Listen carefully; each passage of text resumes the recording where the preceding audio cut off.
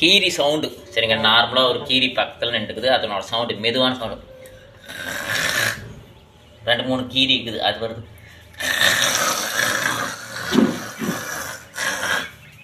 நல்லா சத்தம் இன்னும் 2 இழுப்பு இழுப்பு வர்றது.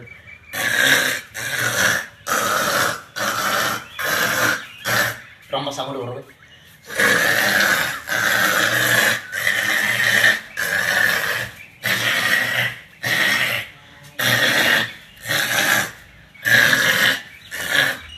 இன்னும் நல்லா ஹெவியாக சவுண்டு வரும்.